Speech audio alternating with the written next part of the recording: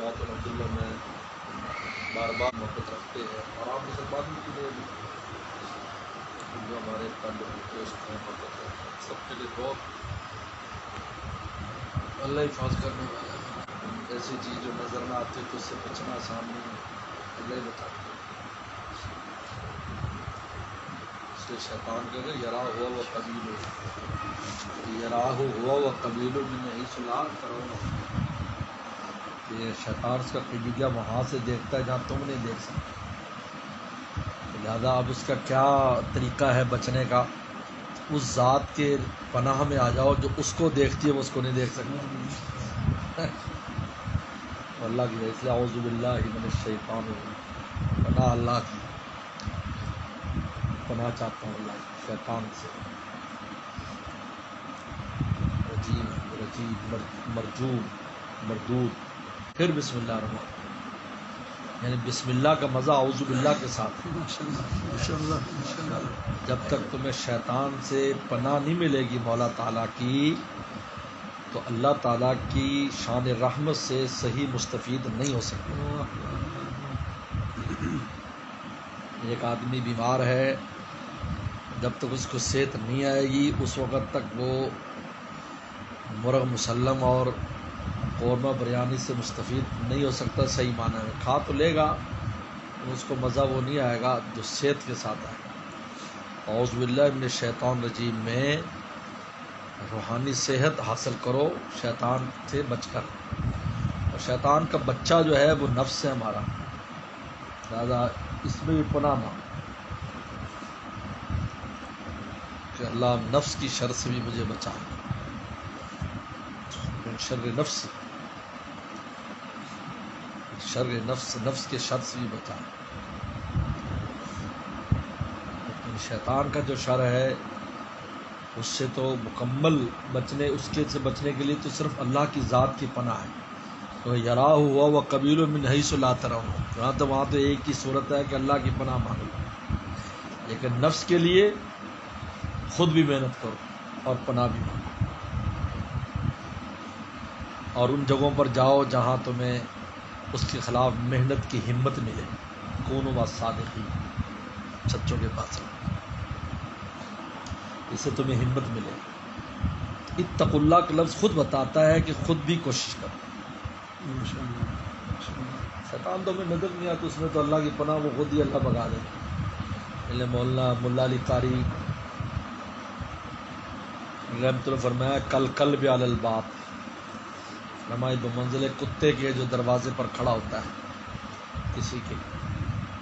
تو عقل مندی کا تقاضا یہ ہے کہ مالک کو پکارو جو اس کا مالک ہے، کہ کتے کو ہٹاؤ یار، اپنے لڑو نہیں کتے سے. وہیں سے اس کو آواز دے گا، حق نام لے گا اس کا، وہ رستے سے کتا ہٹ جائے. بہت دفعہ مجھے بھی اور آپ کو پیش آتا ہے، گاؤں میں دیہات میں ڈیروں میں جاتے کہیں گئے تو کتے ہوتے ہیں، کوٹھیوں میں بھی ہوتے ہیں، وہ فوراً ہٹ ہٹو.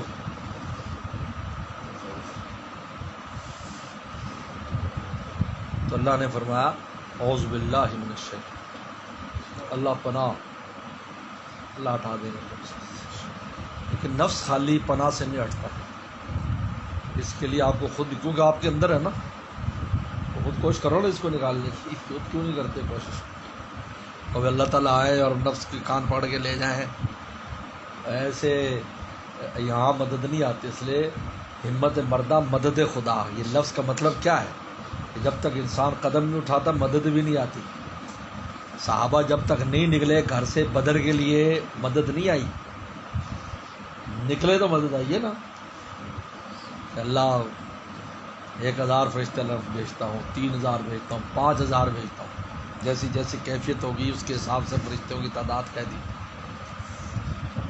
مدد کب آئے گی؟ جب نکلے. نہیں نکلے تو پھر کچھ نہیں ہے. یہ ہمیں شیطان نے، یہ بھی شیطان اور نفس کا چکر ہوتا ہے، یار اللہ ہی بچائے گا بس. اللہ وہ بھائی اتنا توکل ماشاءاللہ آپ کا اونچا ہے کہ گناہ سے بچنے میں اللہ ہی بچائے گا بس. تو روٹی میں اللہ ہی کھلائے گا تو کیوں دکانیں کھول کے بیٹھے ہو؟ یہاں تو حضرت صاحب ہیلے سے وسیلہ ہے. تو خدا کے راستے میں ہیلے سے وسیلہ نہیں ہوگا، یہاں بھی ہیلا کرنا پڑے گا پھر وسیلہ بنے گا. ہاں تو ہیلا وسیلہ وہاں ہر جگہ ہیلا وسیلہ ہے، صرف اللہ کے راستے میں ہیلا وسیلہ نہیں. ہاں کہتے گھر بیٹھے رہے ولی اللہ بن جائے، کہیں جانا آنا بھی نہ پڑے. نہیں، اس میں تو اور محنت کی ضرورت ہے. حدیث شریف میں آتا ہے ان صلۃ اللہ ہی الغالیہ، اللہ کا سودا تو بہت مہنگا ہے. سستے سودوں کے لیے تم کتنی محنت کرتے، جیسے ایک کپ چائے کے لیے کتنی محنت، بسکٹ کے لیے بوتل کتنی محنت ہے. صلۃ اللہ ہی الغالیہ، اللہ کا سودا تو بہت مہنگا ہے، تو اس کے لیے کس قدر محنت کی ضرورت ہے. انبیاء السلام کی ساری محنتیں ہیں کس کے لیے تھی؟ اللہ کے راہ کے لیے تھی نا. کیسے کیسی تکالیف برداشت کی دنیا کے لیے. ما سألتکم من اجر، میں اجر نہیں مانگتا. ان اجری اللہ اللہ، میرا اجر اللہ کے ذمہ مزدوری. تو مزدوری تو مانگتا نہیں، پھر لوگ مار رہے ہیں، پیٹ رہے ہیں، پتہ نہیں کیا کچھ کر رہے ہیں.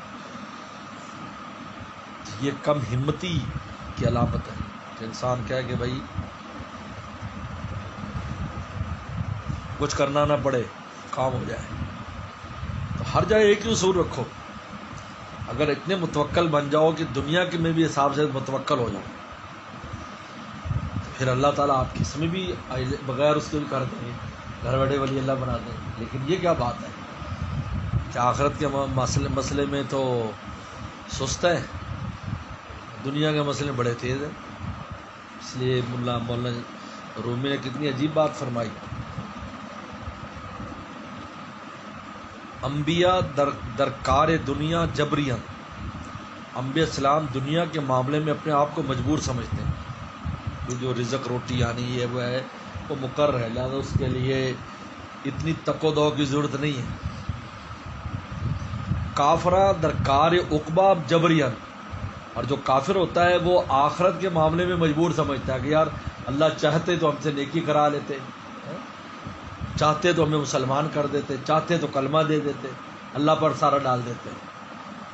اور انبیاء دنیا کے کاموں کو اللہ بھائی یہ دنیا روٹی بھی مل ہی جائے گی جو ہے، اس پر اتنا وقت ضائع نہ کرو، اللہ اللہ کرو. اس کا الٹ کیا نکلا کہ انبیاء السلام دنیا کے معاملے میں تو کہتے بھی جو فیصلہ ہے وہی ملے گا، لیکن آخرت کے لیے محنت کرو. اور کافر کہتے ہیں نہیں دنیا کی محنت کرو نہیں ملے گی، اور آخرت اللہ کی مرضی. کیسی پیاری بات سمجھ. یعنی مومن جو ہے وہ دنیا کے معاملے میں مجبور سمجھے بھائی جو میری قسمت میں ہے ٹھیک ہے جی، ہم نے تو کوشش کر لی تھی، بس جو مقدر میں ٹھیک ہے. لیکن آخرت کے معاملے میں نہیں، یہ اللہ کی مرضی ہے، جو جیسے جنت دے گا یا جہاں بھی، نہیں پوری کوشش کرتا ہے ہمت کے ساتھ. اور اللہ کو کوشش ہی پسند ہے، یاد رکھو کوشش بہت پسند ہے. صحیح کرو، کوشش کرو، اللہ کو یہ پسند ہے. اس طرح ایک استاد، مشفق استاد اگر کسی طالب علم کو محنت کرتے دیکھتا ہے، وہ کمزور بھی ہو تو استاد کی شفقتیں پا کر وہ کام کا آدمی بن جاتا ہے. ہم نے بہت دیکھے ایسے لوگ، ضعیف تھے، کمزور تھے، لیکن محنتی تھے، کہاں سے کہاں پہنچا دیا انہوں نے، آج ان کا نام زندہ ہے. اور جو ذہین تھے ہیں لیکن انہوں نے محنت نہیں کی، ان کی ذہانتیں کام نہیں آئی. خرگوش اور کچھوے والی مثال یاد رکھو ہمیشہ، چلتے رہے کچھوے کی طرح منزل پہنچ جائے گی. خرگوش نہیں پہنچا، اس کو ناز تھا کہ جب ماروں گا چھلانگ پہنچ جاؤں گا. لیکن اللہ کو صحیح پسند ہے، ان کو منزل دیتے جو کوشش کرتے ہیں. وہی ڈھونڈتے ہیں جو ہے پانے والے. ڈاکٹر عبدالعزیز صاحب کا شعر ہے، انہی کو وہ ملتے ہیں جن کو طلب ہے. بڑے عجیب شعر ہے. انہی کو وہ ملتے ہیں. ڈاکٹر صاحب کی زبان سے جب پڑھا جاتا تھا، اللہ اکبر، ایسی شیریں زبان تھی حضرت کی. حضرت کے ہونٹ ایسے تھے جیسے گلاب کی پکڑی، اور نورانی چہرہ، اور سادگی اتنی، چہرے کو دیکھ کر ایسے لگتا تھا یار دنیا کا آدمی نہیں. زیارت کی ان کے پاس قریب بیٹھنے کا، ایسے جیسے آپ بیٹھے ہیں، چھوٹی سی مجلس ہوتی تھی حضرت کی، ایسے درویش لوگ بھی پہنچ جاتے تھے. پیر کو ہوتی تھی اثر سے مغرب. جب پڑھتے تھے تو بس عجیب بات ہے، عجیب وہ تھا، اتنے سادہ بات کرتے تھے لیکن اندر روح کو اکھاڑ کے رکھ دیتے. عجیب بات. فرمایا تھا انہی کو وہ ملتے ہیں جن کو طلب ہے، وہی ڈھونڈتے ہیں جو ہے پانے والے۔ ماشاء اللہ، ڈھونڈو گے مل جائیں گے، آج نہیں کل، کل نہیں پرسوں ضرور ملیں گے۔ ڈھونڈنا خود دلیل ہے ملنے کی۔ اگر آپ کو ڈھونڈنے کی توفیق ہو گئی، آپ سمجھ جائیں گے وہ مل جائیں گے۔ اگر آپ ڈھونڈ ہی نہیں رہے ہیں تو پھر آپ بالکل امید نہ رکھیں۔ جب گھر سے نکلے ہی نہیں ہے تو آپ منزل کیسے پہنچیں گے؟ یہ بتائیے۔ ایک آدمی چل رہا ہے، کوئی اس کو کھٹارا گاڑی ملی ہے، لیکن وہ آہستہ آہستہ جا تو رہا ہے نا، پہنچ جائے گا۔ پہلے لاہور کا سفر کرتے تھے تو 8 گھنٹے میں 6 گھنٹے میں ہر سٹاپ پر بس رکتی تھی، اسے سفر کیا کرتے تھے۔ کئی دفعہ میں نے سفر کیا کھٹارا گاڑی، لیکن اطمینان ہوتا تھا کہ یار پہنچ جائے گی، پہنچ جاتی تھی۔ یہ تو میں نے ٹرک میں بھی سفر کیا، لاہور سے بابل نگر کا ٹرک میں ہیڈ سلمان کے راستے، اگلے دن پہنچے، پورا دن اور رات گزر کے اگلے دن آئے، اس کی اگلی سیٹ پہ بیٹھ کے، فرنٹ سیٹ۔ ریونڈ جب اس وقت ایسے بڑے مواقع ہوتے تھے، کبھی ریونڈ سے لاہور پہنچتے اتنا ٹائم لگتا جیسے بابل نگر پہنچنا ہے، کیونکہ وہ جو ٹرالیاں ہوتی تھی ان کے اوپر گڈھے ریڑے پہ چڑھ گئے، چل بھائی، لیکن چل تو رہے نا۔ صحیح بہت پسند ہے، بس یہ گر کی پلے باندھ لو، صحیح نہ چھوڑو، کوشش نہ چھوڑو۔ میں آپ کو نہ سمجھو کہ جناب بے ہمتی نہ کرو، منزل مل جائے گی۔ بسکٹ تقسیم کر دو، سب کو دے دو۔